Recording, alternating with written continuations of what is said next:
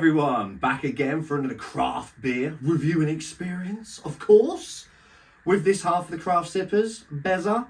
Right, straight to it. Don't know if you can see that, but there's a little Vault City, it's not a little one actually, it's quite a tall Vault City glass, more of one of the older Pilsner-esque pint glass sort of style. So Vault City glass, it's not a Vault City drink, but there will be a bit of a connection. So, from the Exale Brewery, who are a London brewer, E17, stay now. We'll see if you can stay after I've drunk it. What we've got is a beer, or a sour, called Girders. Now, Girders is an Imperial Iron Brew sour. Now, I believe from a little bit of research, not much, because I don't tend to do a lot, I like to do it off the cuff. These guys might have done something a bit weaker before. 9% this chap is. It's an Impy, it's an Imperial sour. That basically means if you have too many, you're going to A&E. So this one, 9%, I'm guessing its younger brother, if you like, is maybe 4, 5%, because it does say that this is basically a supercharged version of our Iron Brew Sour. That would give me and make most people think that these people have done one before. So, Exale Brewer, Girders, Imperial Iron Brew Sour, 9%. Give you a little look at the can now.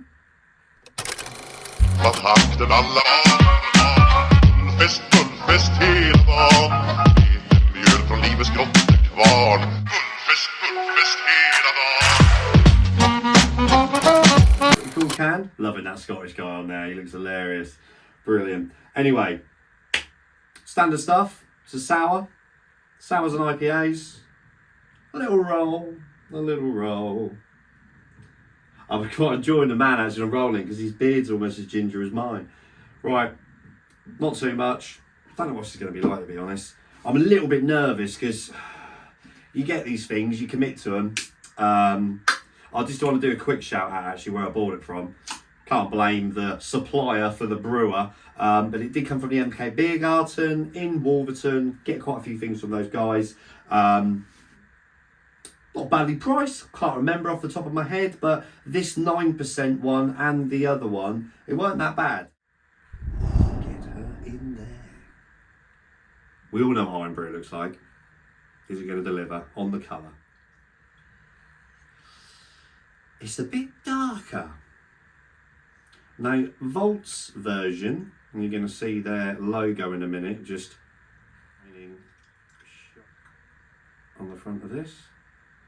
But I'll tell you what, there's a few little bits of clobber going on inside there. So, first things first, colour-wise, it's not as orange.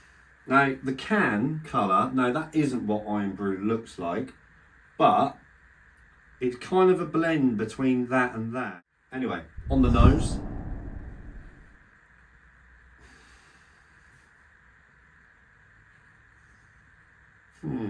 I'm not getting Iron Brew off the nose. There's a little remnants of it there. You know that Spirit? There's a shot that everyone has, and it's called like, is it Fireball? Don't know what it burns just shit out of your face once you've had it. I'm smelling that. Right, here we go. Smile to the camera.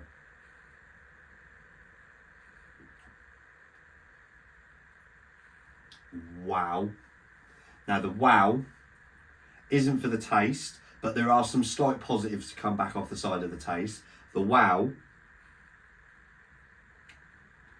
is that is the most booziest 9% I've ever had in my life. I had a 10.5 the other day. It was a stout, completely different type of drink. And it even had an element of the taste in the stout, which was like barrel aging. Check out that video, I'll explain about it in there. Now, basically, that kind of ramps up what is an alcohol flavour more, but it was 10.5.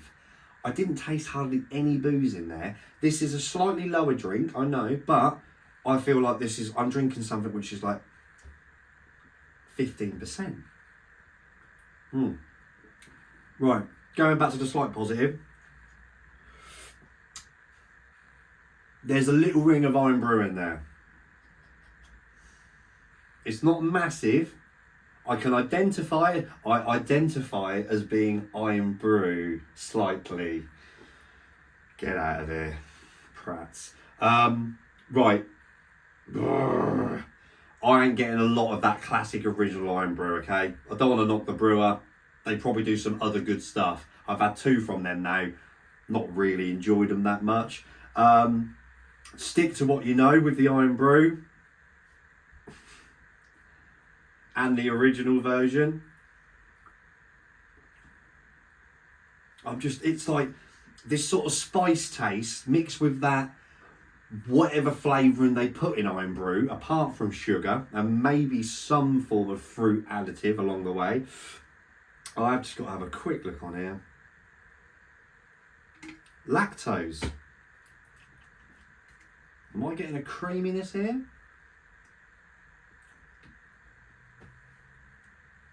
Not particularly. It's quite thin. It's quite aggressive on the mouth actually. It's kind of like someone sprayed something in my mouth that's like a foreign body, say. One good thing I would notice off this can though, and I like it when brewers do things like this, call it serving suggestions. Goes very nicely with pizza crunch, chicken pakora. Pizza crunch, chicken pakora, and nice and spicy knickknacks. I haven't had any nice and spicy knickknacks since I was in school, and that was like 1995. Gonna swiftly get onto the V on this one because I just want to drink it and do another review and get it out of the way.